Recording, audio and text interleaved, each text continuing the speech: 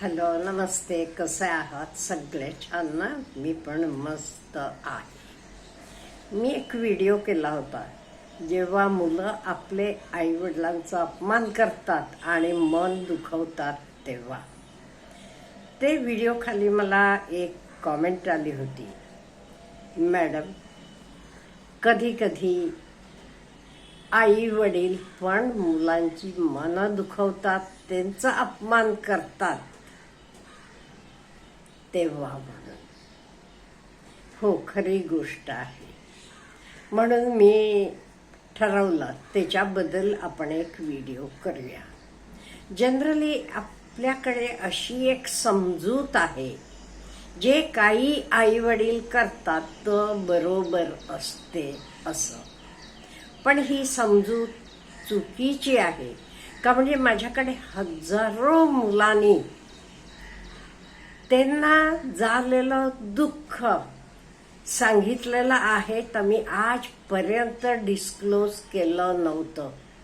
पण आज मी ठरवलं त्या मुलांचं दुःख आपण डिस्क्लोज करायचं आणि कुठलेही आई वडील असं वागणार नाही ह्याची प्रत्येकानं काळजी घ्यायची. हो, आई वडील पण मुलांचा अपमान करतात, दुःख देतात त्यांना. आणि पुढे काय होते, मुलं मोठी झाल्यावर ती बिलकुल ते वडिलांना असेल आईला असेल मान देत नाहीत, भेटत सुद्धा नाहीत.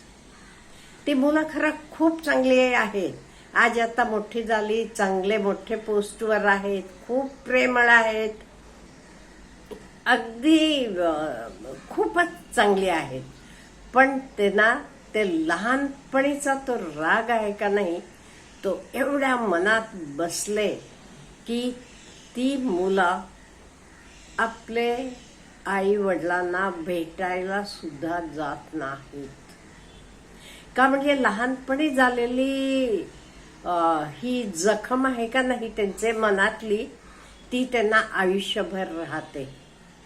आता मी एक खरं घडलेला हे सगळी मी सांगणार आहे, ती जे मुलांनी मला सांगितलेलं आहे त्या गोष्टी सांगणार आहे. 5वीत असताना शाळेत मुलांना ते अंध व्यक्तींना मदत करायला म्हणून कार्ड दिलेले होते. पैसे गोळा करायचे त्यांचे, कॉलनी तिकडे तिकडे जाऊन, आणि ते नंतर क्लास टीचरकडे आणून जमा करायचे. आणि एका मुलांना भरपूर पैसे गोळा केले, घरात ठेवले होते. अमुक दिवशी मॅडमाने सांगितलं की त्या दिवशी नेऊन द्यायचे म्हणून. त्याचे वडिलांनी ते सगळे पैसे काढून घेतले. आणि एवढ्याच नव्हे, नंतर मुलांना दंगा केला, माझे पैसे मला द्या, मला द्यायचं आहे, कार्डाप्रमाणे पैसे म्हणताना त्याचे कपडे काढले आणि बाहेर रस्त्यावर नेऊन त्याला मारलं. एवढ्याच नव्हे, आणि मी काढून घेतले म्हणून तू सांगितलंस तर शाळेत जाऊन तुला मार्केटचे चौकात नेऊन असं मारणार आहे म्हणाले. बघा, बाप बहुतेक दारुड्या वगैरे असेल, दारू पिण्यासाठी केला, काही असू देत, पण ह्या मुलांच्या जखमा का नाही कधीच पुसल्या जात नाहीत. आज तो मुलगा उत्तम नोकरीवर आहे, सगळं चांगलं आहे, पण तो आपले वडिलांना कधी भेटायला जात नाही. अशा हजारो गोष्टी आहेत. मी काही आता सगळं एकत्र करून काही पॉइंट्स काढलेले आहेत इन जनरल, आणि ते सांगणार आहे. पहिली गोष्ट म्हणजे कंपेअर करतो आपण. कोणी आपले रिलेटिव्हांचे मुलांबरोबर असेल, त्याच्या वर्गातले मुलांबरोबर असेल, तो मुलगा बघ किती छान अभ्यास करतो, तो बघ अमुक काय करतो, तो बघ आई वडिलांना किती मदत करतो. कधीही आपले मुलांना दुसऱ्यांबरोबर कंपेअर करू नका. का म्हणजे मुलांना पाहिजे तुमच्याकडनं सुरक्षा, तुमच्याकडनं त्यांना तणाव नको, अनकंडिशनल लव पाहिजे. त्यामुळे कधी तुमचा मुलगा किंवा मुलगी दुखी झाले, राग आला, त्यांना काही झालं तर त्यांना घट्ट हृदयापाशी धरा, अगदी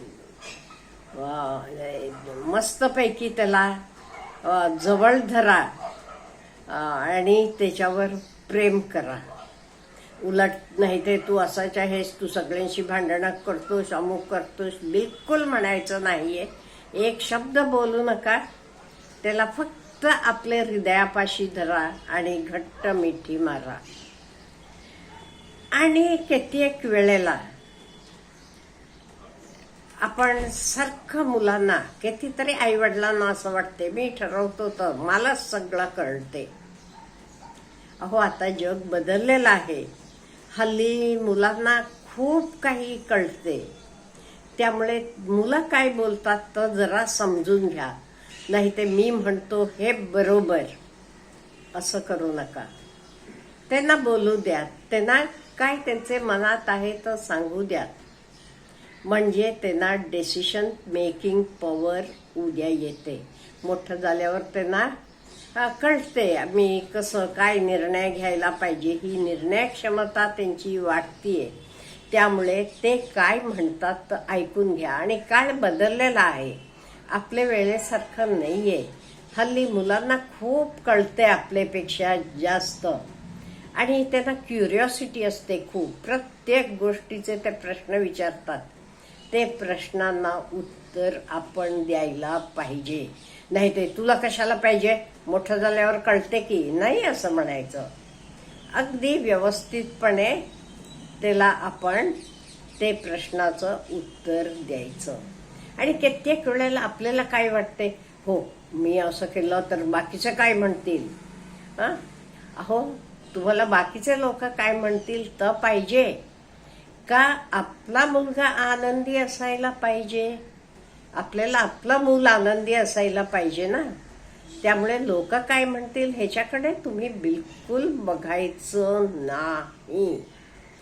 आणि कित्येक वेळेला आपण आपले एक्सपिरियन्स प्रमाणे मी म्हटलं जातो. अहो, जग आता बदललेलं आहे. आपल्याला माहित आहे आपल्या वेळी अहो करिअर ऑप्शन्स काय होते आपल्याला माहित होतं. डॉक्टर, इंजिनियर, शिक्षक, एवढे ठराविक 4 ते 5. आता किती सगळं वाढलेलं आहे आणि मुलांना खूप काही कळते. त्यामुळे मुलांना मला आर्टिस्ट व्हायचं आहे, मला अमुक आहे म्हणायचं म्हटलं तरी त्याच्याकडे जरा सिरियसली बघा. नाही ते काय होते, मुलं ओके, काही मुलं तुम्हाला घाबरतात, तुमचे भीतीप्रमाणे ते होतील डॉक्टर, इंजिनियर काय तुम्ही म्हणतात. पण नंतर काय होणार, ते तर क्षेत्र सोडणार आणि आपल्या आवडीचे क्षेत्रात जातील. त्यामुळे आपली मुलं आहेत ती बरोबर आहे, पण आपण म्हटल्यासारखं ते ऐकायला पाहिजे. मला तो डॉक्टर व्हायला पाहिजे म्हणजे व्हायला पाहिजे, मला तो इंजिनियर व्हायला पाहिजे म्हणजे नाही. आपलं मेन एम काय, आपली मुलं सुखी आनंदी व्हायला पाहिजे.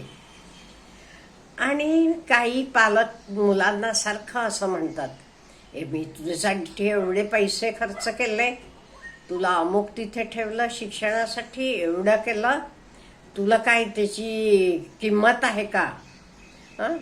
असं सारखं. किंवा काही पालक म्हणतात, हे बघ माझे मन, इवन मोठं झाल्यावर सुद्धा लग्नाच्या वेळी सुद्धा मी सांगितलेल्या मुलाबरोबर किंवा मुलीबरोबर तू लग्न केलं नाहीस का नाही, तू मला काही जिवंत बघणार नाहीये, असं ब्लॅकमेलिंग करतात. हे चुकीचं आहे. आपल्याला आपली मुलं आनंदी सुखी असायला पाहिजे. आणि मुलांना पण हल्ली खूप कळते, आपल्यापेक्षा जास्त त्यांना कळते. आणि मेंटल हेल्थकडे पण लक्ष द्यायला पाहिजे. अहो, आपल्या वेळेला आपण लहान असताना आपल्याला एवढा स्ट्रेस नव्हता, अँझायटी नव्हती. आता तसं नाहीये. आता छोटे मुलांना सुद्धा खूप अँझायटी आहे, खूप त्रास आहे.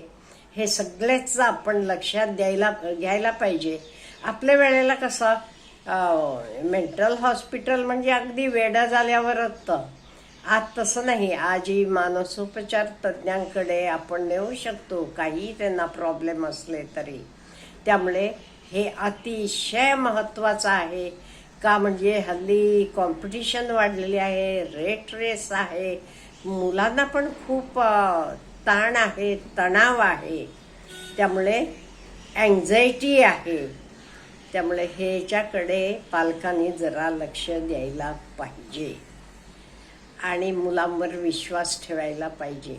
कायम असं म्हणू नका मी काय म्हणतो तो बरोबर आहे, मलाच सगळं कळते, मुलं जे काही म्हणतात तर काही बरोबर नाहीये असं म्हणू नका. मुलांचं पण बरोबर असू शकते. आणि पैसेविषयी आपण मुलांसमोर बोलत नाही. काळ बदललेला आहे, तसं नाहीये. आपण पैसेविषयी पण मुलांसमोर बोलायला पाहिजे. म्हणजे कसं त्यांना पण कळते ह्या सगळ्या गोष्टी. पैसा कसा मिळतो, इन्व्हेस्टमेंट कसं करायचं, हे सगळं. आणि कायम काही पालकांचं असं पण असते, फक्त ऑर्डर द्यायचं, मला काही प्रश्न विचारायचे नाही, मी सांगितलेलं तर ऐकायचं. अहो नाहीये.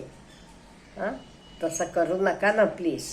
तुमच्या मुलाला खूप प्रश्न आहेत, ते प्रश्नांची उत्तरं द्या. आणि एक बरे मुलांनी मला सांगितलं, काही रिलेटिव्स त्यांना आवडत नाहीयेत.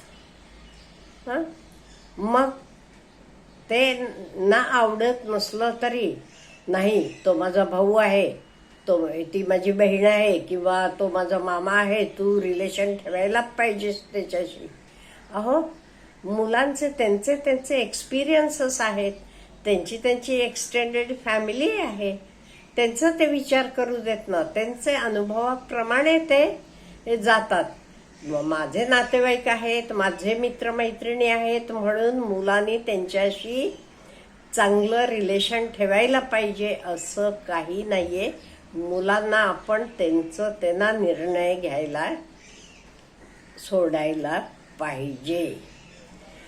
आणि कित्येक वेळेला मुलांनी काही चूक करू नये म्हणून त्यांना असं धरून ठेवू नका. अहो चुका करू नये कधी घेते. आता लहान मूल चालते, चालताना काय होते, तपटते, पण परत चालायला लागते ना. त्यामुळे प्रयत्न करायला त्यांना. आणि एक महत्त्वाचं म्हणजे आपली पण चूक असते हे जाणून द्यायला पाहिजे.